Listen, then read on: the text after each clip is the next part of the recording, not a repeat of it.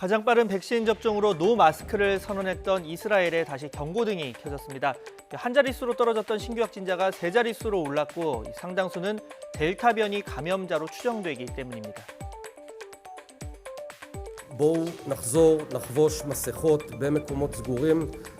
אני מנחה את שרי הממשלה, את מנהיגי הציבור מהרגע הזה במקומות סגורים לחבוש מסכה. 네, 가장 무서운 건 높은 전파력입니다. 흔히 영국 변이라고 불리는 알파 변이보다 이 델타 변이의 전파력이 64% 더 높다는 영국 보건당국의 발표가 있었습니다. 이 알파 변이 역시 일반 코로나 바이러스보다 약 70% 전파력이 높다는 걸 고려하면 일반 코로나와 비교해서 델타 변이 전파 위험은 약 2.8배나 커지는 셈입니다. 실제 영국은 최근 4주 신규 확진자 10명 가운데 8명 이상이 델타 변이 감염자로 확인됐고요.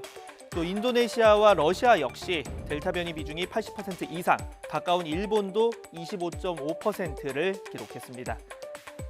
이런 가운데 최근에는 델타 변이의 변종, 델타 플러스 변이까지 등장했습니다.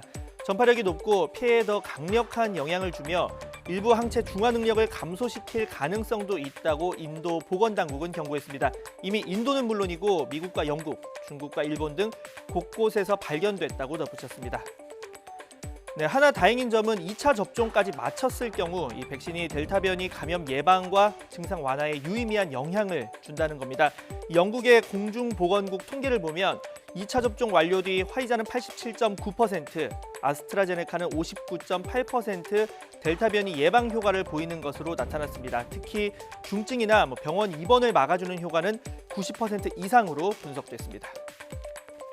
다만 1차 접종만으로는 부족합니다. 이 5만 3천여 명의 영국 내 델타 변이 감염자를 분석했더니 백신 미접종 66.8%, 또 1차 접종 이후 21일 미만이 7.7%, 1차 접종은 받았지만 21일 이상이고 이 2차 접종 전이 17.7%를 각각 차지했습니다. 영국에서 2차 접종 완료 비율이 고령자보다 상대적으로 낮은 젊은 층을 중심으로 델타 변이가 퍼진 이유기도 합니다. 아직까지는 지금 기존에 개발된 백신이 접종 완료를 했을 때 그 델타 변이에 충분한 효과를 가지기 때문에 젊은 층들도 대상이 됐을 때 최대한 빨리 접종을 하는 게 중요한 상황이라고 보겠습니다. 네, 다른 주요국에 비해서 국내 델타 변이 확산세 아직은 크지 않습니다. 이 국내 주요 4종 변이 누적 확진자 가운데 이 델타 변이는 190명, 비중으로 보면 한 8.5% 정도인데요.